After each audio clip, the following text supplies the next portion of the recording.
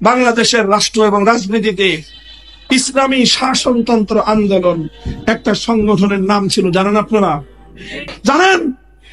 ইসলামী শাসনতন্ত্র আন্দোলন 1987 সালে এই সংগঠনটা গড়েছিলেন বাংলাদেশের শীর্ষস্থানীয় ওলামায়ে কেরাম মিলে। শাইখুল হাদিস আল্লামা আজিজুল হক রহমতুল্লাহি আলাইহি, পীর সাহেব চরমনাই মরহুম সৈয়দ ফজলুল করিম রহমতুল্লাহি আলাইহি, হযরত মাওলানা আব্দুল গফফার সাহেব রহমতুল্লাহি আলাইহি, পীর সাহেব বাইতুল শরফ আব্দুল জব্বার রহমতুল্লাহি আলাইহি, হযরত মাওলানা দেলোয়ার হোসেন সাইদি রহমতুল্লাহি আলাইহি, মাওলানা কামালউদ্দিন জাফরি সাহেব সহ বাংলাদেশের শীর্ষ আলেমরা মিলে ইসলামী শাসনতন্ত্র আন্দোলন, অর্থাৎ আমরা বাংলাদেশে ইসলামী শাসনতন্ত্র বাস্তবায়ন করতে চাই, এই ছিল আমাদের দাবি। পরবর্তীতে এটাই চরমনাই হযরত রহমতুল্লাহি আলাইহি এটা নেতৃত্ব দিয়ে আগায় নিয়ে গেছেন।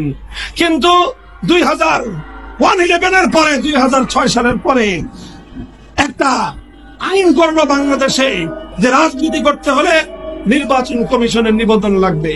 নির্বাচন কমিশন নিবন্ধন দিবে সংবিধানের আলোকে। ওনারা ইসলামী শাসনতন্ত্র আন্দোলনের নিবন্ধন চাইলেন। তখন নির্বাচন কমিশন বলল যে আপনি ইসলামী শাসনতন্ত্র বাস্তবায়ন করতে চান, বাংলাদেশের সংবিধানের আলোকে ইসলামী শাসনতন্ত্রের কথা বলাটা অবৈধ।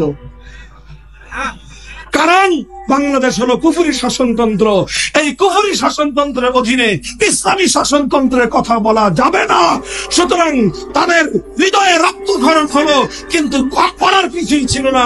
শেষ পর্যন্ত নামটা পরিবর্তন করে শাসনতন্ত্রের শব্দ বাদ দিয়ে ইসলামী আন্দোলন নামে তাদেরকে নিবন্ধন নিতে হলো। এর চেয়েও দুঃখজনক আর একটা বিষয় আছে। বুঝেন, কথা বুঝেন কোন দেশে আপনি বসবাস করেন। আর এই দেশটাকে আপনার পরিবর্তন করতে কেন হবে এটা আপনার বুঝতে হবে, শুধু আমরা হুজুররা বুঝলে হবে না।